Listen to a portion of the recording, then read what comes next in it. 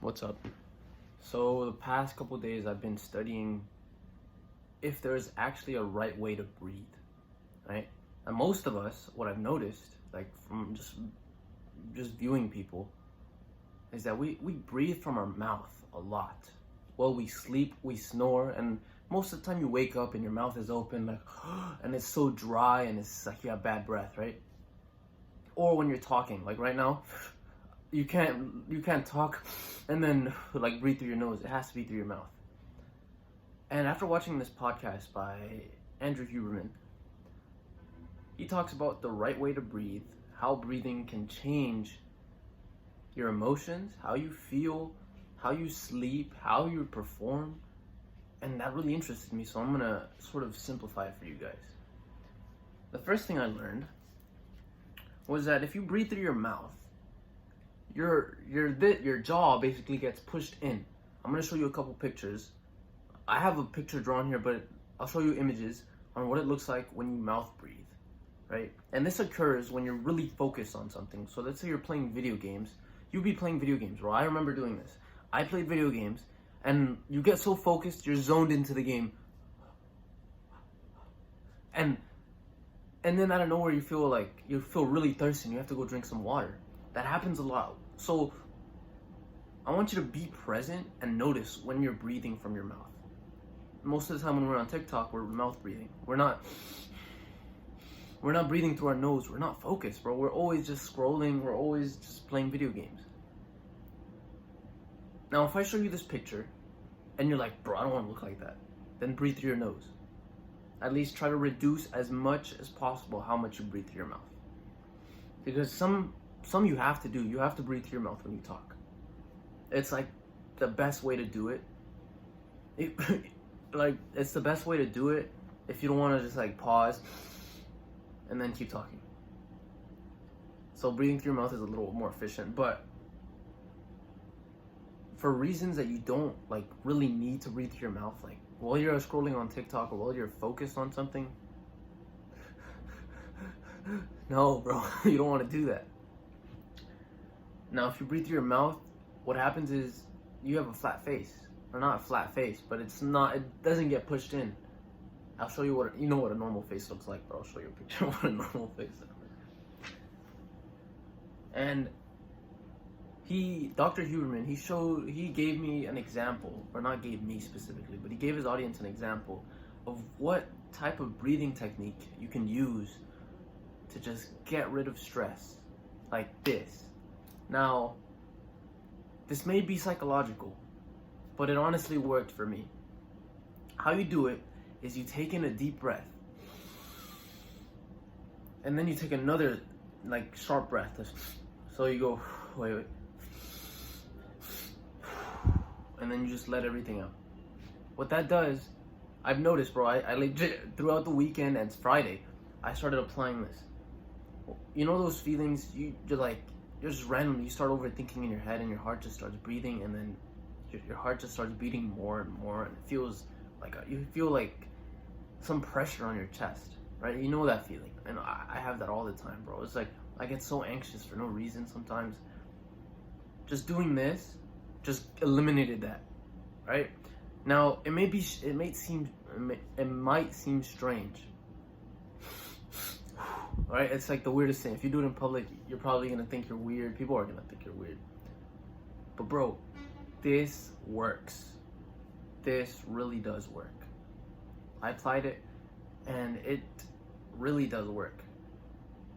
I don't know if it was just psychological, but doing this little exercise, it just calms you down instantly.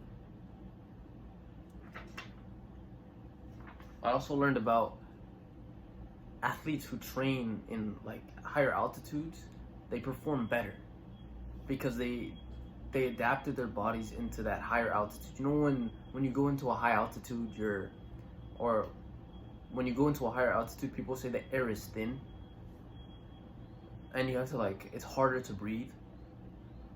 So when an athlete trains up there, they sort of adapt into that environment, so that when they come down from that high altitude, they're taking in so much air because their lungs were kind of trained to suck in air in that high altitude.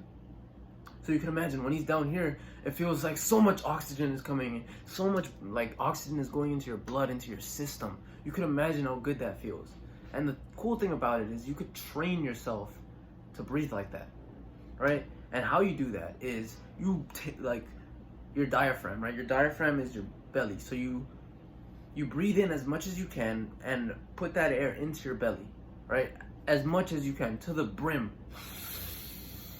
And fill up your belly and just breathe like that. Don't do it too fast.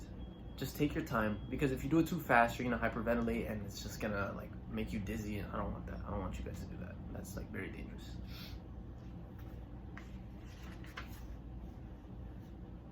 Now, how it can sort of how I learned it can help your sleep. Or it can help your sleep, bro. When you breathe, it can help your sleep. I mean, shoot. All right. Also, when you sleep, most of the time your mouth is open. And this may alarm you, but sleep apnea is when you have trouble sleeping. Like, it's like really bad. It can get really bad. And most people have sleep apnea, but they don't do anything about it. They don't take action on it.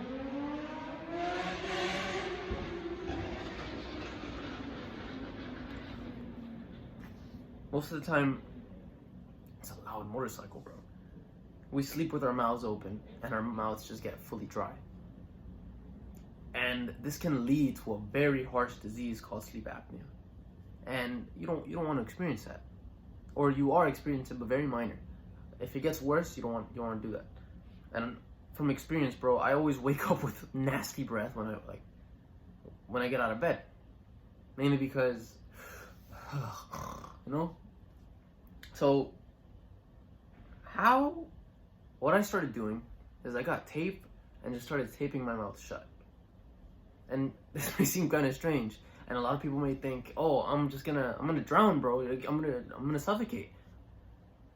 Your brain is smart, bro. Your brain is very intelligent. It's like super complex. Now, if you close your mouth, what automatically, where are you gonna breathe from? Your nose, right? So if you cover up your mouth while you sleep, your nose is gonna ingest air while you sleep. It's not like you're gonna no, bro, that's not gonna happen. That's not gonna happen, bro. Trust me. So when your mouth is covered, it may feel uncomfortable because you don't normally breathe from your mouth. It was for me. But the more consistent you get with it, the better your sleep is gonna be. Your face won't start coming in, and you won't look ugly, or unattractive. And you'll wake up more fresh, you'll have more oxygen in your body. And, this is a bonus for me, you won't have you won't have like a dry mouth when you wake up. So I found that to be pretty interesting.